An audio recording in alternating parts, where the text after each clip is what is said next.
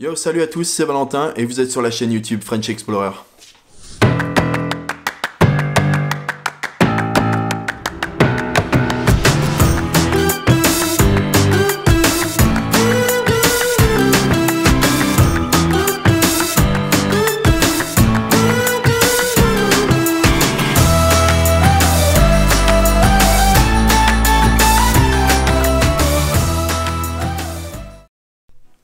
Alors avant de commencer, pour ceux qui ne me connaissent pas, je suis photographe et vidéaste. Vous pouvez d'ailleurs jeter un petit coup d'œil sur mon compte Instagram ici. Et j'ai donc décidé de lancer cette chaîne YouTube pour partager mes conseils en vidéo et en photo.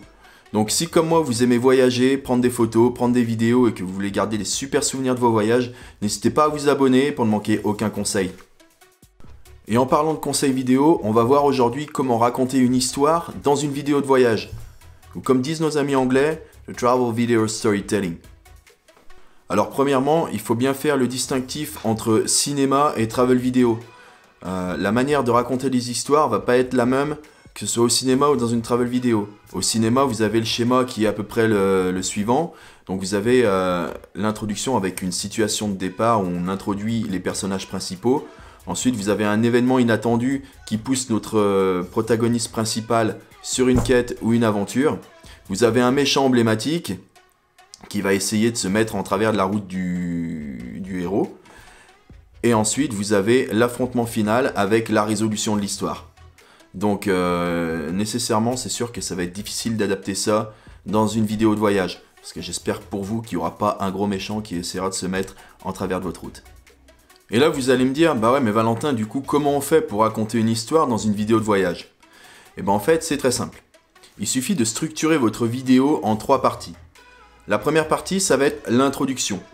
Dans cette introduction, qui doit durer, je dirais, moins de 30 secondes, ou 30 secondes maximum, le spectateur doit être capable de déterminer où vous êtes, qui vous êtes, et ce que vous êtes en train de faire. En fait, ça lui permettra de savoir ce dont la vidéo va parler, et s'il va la regarder ou pas.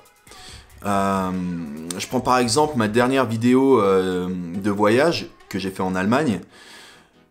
En 30 secondes, le spectateur était capable de savoir que j'étais en train de faire un road trip dans le sud de l'Allemagne, donc en Bavière et en Forêt-Noire, et que j'étais avec ma copine. Donc toutes les personnes qui sont intéressées par voyager en couple, en voiture, en Allemagne, eh ben, ils savent qu'ils vont vouloir regarder cette vidéo, ça va peut-être leur donner des idées, et voilà. En fait, cette introduction, c'est un peu votre vitrine, et ça va inciter le spectateur à rester ou pas. Et voilà. Voilà pourquoi il est important de déterminer le où, le qui et le quoi.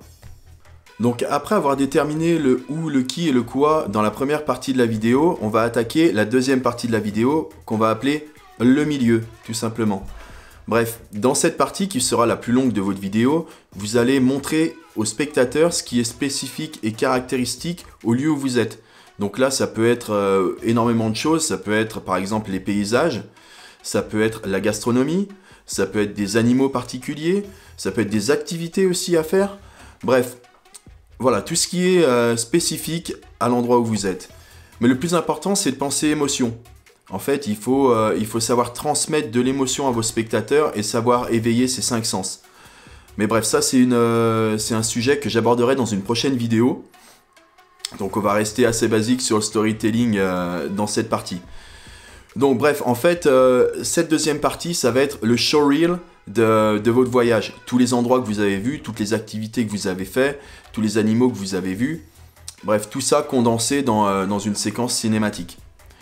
Et enfin, on va attaquer la troisième partie de la vidéo qu'on appelle la fin. Alors concernant la fin de la vidéo, je sais que finir une vidéo, c'est jamais trop évident. On ne sait pas quel plan choisir pour la fin. Le plus simple, c'est souvent de choisir des timelapses. Des timelapses soleil couchant ou le temps qui défile. C'est vrai que c'est souvent utilisé, c'est assez calme et ça va très bien pour une fin. Moi j'aime bien aussi partir sur des plans de drone ou des plans larges qui invitent à l'évasion en fait, qui invitent à la découverte. Par exemple, sur ma dernière vidéo en Allemagne, j'ai terminé la vidéo par un plan de drone au-dessus des petites cabanes à Gérolde avec les montagnes, le soleil couchant au fond. Bref, pour moi, c'était un super plan de fin parce que ça donne envie aux gens de venir vous rejoindre et de parcourir cet endroit avec vous. Donc bref, faut pas trop se prendre la tête sur la fin de votre vidéo, faut quand même y penser un minimum. Donc timelapse soleil couchant, ça va très bien, ou des plans larges qui invitent au voyage. C'est ça, faut inviter votre spectateur à venir vous rejoindre, et comme ça vous pouvez terminer votre vidéo. Bon, et bah écoutez, en tout cas j'espère que ces conseils pour raconter une histoire dans votre vidéo de voyage vous auront plu. N'hésitez pas à vous abonner comme je vous ai dit parce que j'ai plusieurs autres vidéos concernant les conseils sur le travel vidéo qui vont sortir. Puis voilà, si vous avez des sujets que vous avez envie que j'aborde, écrivez-les et puis je verrai ce que je peux faire là-dessus. Bon bah voilà, en tout cas je vous dis à très vite sur la chaîne YouTube French Explorer pour une prochaine vidéo, ok? Allez bye!